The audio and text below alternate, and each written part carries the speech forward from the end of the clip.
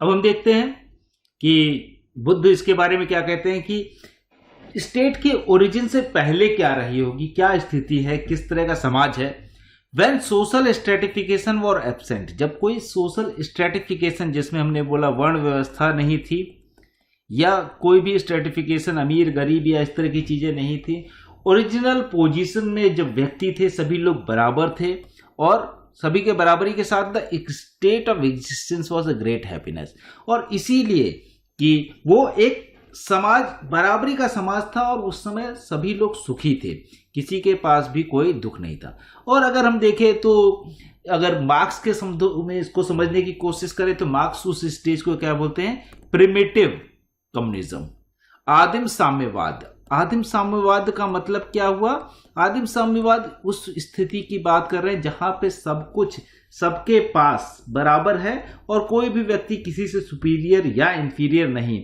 हर व्यक्ति, चाहे किसी के पास दिमाग तेज हो, किसी के पास कम हो, वो बराबर है। कोई बलशाली हो, कोई कमजोर हो, वो बराबर है। किसी की हाइट ज्यादा हो, किसी की हाइट कम हो, वो बराबर है। और इतनी प्रचुरता में चीजें हैं कि कोई किसी से इंफीरियरिटी सुपीरियरिटी रखने की जरूरत नहीं है। हर व्यक्ति के लिए खाने के लिए एनफ है, रहने के लिए स्पेस एनफ है। और जैसे जैसे वो मटेरियल चीजों में फंसता है उसके बाद फिर से उसमें प्रॉब्लम और क्लास डिवीजन शुरू होती है। और सेम चीज को अगर बुद्ध के सेंस में देखें तो कहते हैं कि यहां से ही आगे आइडिया बढ़ता।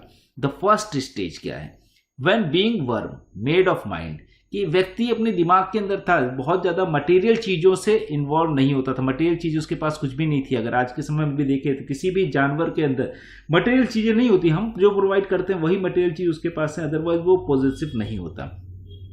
Depicts the influence of traditional Hindu psychology, ये कह रहा है कि मेड ऑफ माइंड। अब यहां से धीरे धीरे जो हिंदू साइकोलॉजी है वो बढ़ रही है कि किस तरह से आगे आइडियाज आते हैं। अब ये कहते हैं Mahasammata, the great elect could be king और रिपब्लिकन हेड। अब ये कह रहे हैं कि हिंदू साइकोलॉजी में धीरे धीरे ये आया कि ग्रेट एलेक्ट जो होगा वो, जैसे हमने बताया कि चुना जाएगा कि किंग कौन होगा। ऐसा नहीं होता था कि जब जनपद होते थे तो उस समय किंग सब लोग कलेक्टिवली, जो अलग अलग जनपद थे वो सब लोग मिलके चुनते थे कि ये व्यक्ति किंग होगा।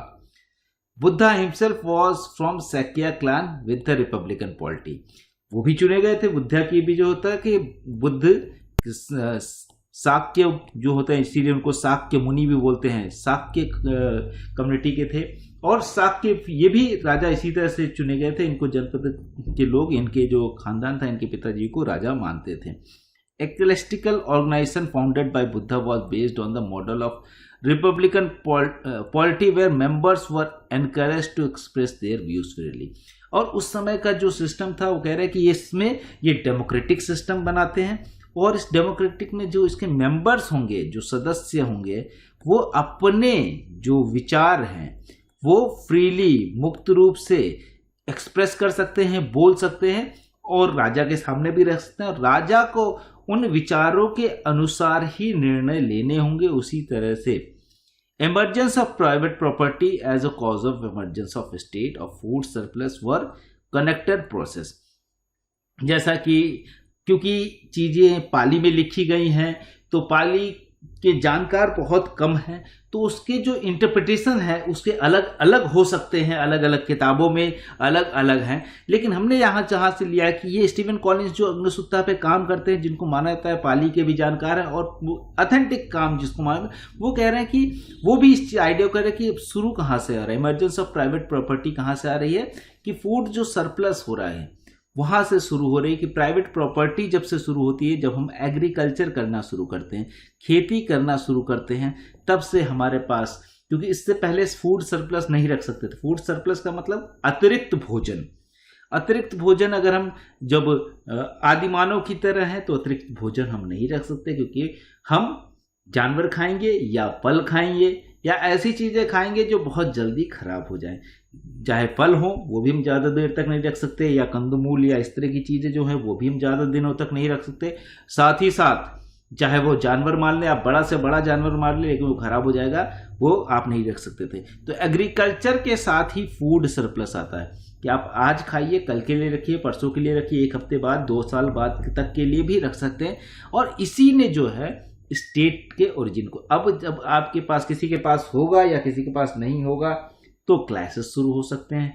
क्लासेस होंगे या एक सिस्टम बनाना होगा किस व्यवस्था के थ्रू लोगों में वो डिस्ट्रीब्यूट हो, तो यहाँ से राज्य की उत्पत्ति का आइडिया। और मोस्ट ऑफ द थिंकर्स अगर आप देखेंगे तो बाद के जितने भी थिंकर, चाहे वो सोशल कॉन्ट्रैक्ट के थिंकर हॉब्स, लॉक, रूसो हो या मार्क्सिस्ट आइडिया, भी कहीं ना कहीं इसी आइडिया पे स्टक करता है, रुकता है।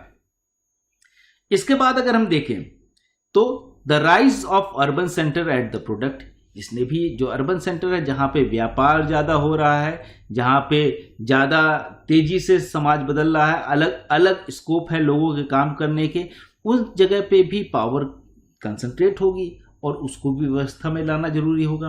Great elect, again great elect की बात, was instituted by people of settled social conflicts. अब जब व्यापार ज़्यादा होगा तो कॉन्फ्लिक्ट भी ज़्यादा होंगे, द्वंद्व भी ज़्यादा होंगे, या कह सकते हैं विरोध भी ज़्यादा होगा। तो सही, अगर दो लोग व्यापार कर रहे हैं, कैसे डिसीजन लिया जाएगा कि क्या चीज़ सही है? या इसी तरह के ज़्यादा लोग एक जगह पे कंसंट्रेटेड होंगे तो विवाद भी ज़्यादा होंगे। शहरों में विवाद ज़्यादा हो जाएंगे, गांव में क्योंकि प्रचुरता में ज़मीन है या खाने पीने की इतनी समस्या नहीं है तो वहाँ पे कम है।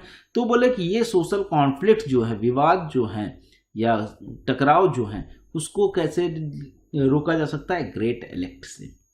The contract is basic condition of organized human society, for in the absence of such a contract before the birth of the state anarchy prevailed। अब ये कह रहे हैं कि उस समय में the contract basic condition of organized human society, इसका मतलब ह्यूमन सोसाइटी को ऑर्गेनाइज करने के लिए एक कॉन्ट्रैक्ट या हिंदी में हम कह सकते हैं समझौते की जरूरत होती है, और उसको संगठित बनाने के लिए उस समझौते की जरूरत है। अब इस समझौते में क्या करें कि अगर वो समझौता एब्सेंस हो, ना हो, तब क्या होगा? तब हम एनार्की की स्टेज में रहेंगे। राज्य की उत्पत्ति से पहले हम किस स्टेज में, किस व्यवस्था में थे? हम एक अराजकता के माहौल में थे। अराजकता का मतलब जहां कोई नियम कानून नहीं होगा, जहां किसी भी तरह की कोई व्यवस्था नहीं होगी, इसलिए उस तरह के माहौल में थे। The state arises as a punitive institution charged with the responsibility of imposing law and order. अब स्टेट जो है वहां से उसकी उत्पत्ति होती है, आगे खड़ा होता है कि प्यूनिटिव इंस्टीट्यूशन, जो कि अब कोई व्यवस्था बनाई जाएगी, अगर उस व्यवस्था से लोग नहीं चलेंगे तो उसको दंड दे सकता है। इस तरह की आइडिया स्टेट में। अब अगर हम देखें तो जो मॉडर्न वेस्टर्न फिलॉसफी जो है उसमें तमाम इस तरह की बातें की जाती हैं, हमने जानते भी हैं, ज़्यादातर थिंकर इस तरह के सोचते हैं। लेकिन अगर हम चले जाए 2500 साल पहले या 500 ईसा पूर्व चले जाए, उस समय इस तरह की सोशल कॉन्ट्रैक्ट के आइडिया, डिवाइन थ्योरी जो उस समय सभी लोग, ऑलमोस्ट 100% लोग उसमें बिलीव कर रहे हैं, उसके अगेंस्ट में इस तरह के आइडियाज ले आ पाना, ये दिखाता है कि कितने तार्किक थे, किस तरह से वैज्ञानिक सोच रखते थे। और आज के समय में तमाम सारे मॉडर्न थिंकर्स भी इसी लाइन पे काम कर रहे हैं। The relationship between the state and the subject is contractual obligation in which one commands and the other obeys। अब ये कह रहे हैं कि स्टेट और राज्य जो है, राज्य के बीच और जो सब्जेक्ट है, जनता के बीच एक समझौता है। ये समझौता ही क्या है कि राज्य जो है प्रोटेक्शन देगा, सुरक्षा देगा, या फिर सुविधाएं मुहैया कराएगा। इस तरह की चीजें जो करेगा राज्य, वो राज्य अपने आप में क्या होगा, वो धीरे धीरे अगर आप देखेंगे तो राज्य जो है वो अपने पास पावर एक्युमुलेट करेगा, और वो पावर से वन कमांड की हम उस कमांड करेगा, वो लोगों को कंट्रोल करेगा, वो नियंत्रित करने की कोशिश करेगा, और लोगों को भी उसकी बात माननी पड़ेगी। क्यों? क्योंकि हमने वो समझौता कर रखा है कि आप सुरक्षा दीजिए, सुविधाएं दीजिए, उसके बदले में आप जो नियम या कानून बनाएंगे वो हम फॉलो करेंगे। सोशल कॉन्ट्रैक्ट की पूरी थियरी यही है। अगर आज के समय में भी देखें तो हम सरकारें बनाते हैं इसलिए हैं कि सरकार कुछ नए नियम कानून बनाए, और जो सरकार बना देती है उसको फिर हमको फॉलो करना पड़ता है, अनटिल कि वो एंटी पीपल कोई पॉलिसी हो जिसके खिलाफ विरोध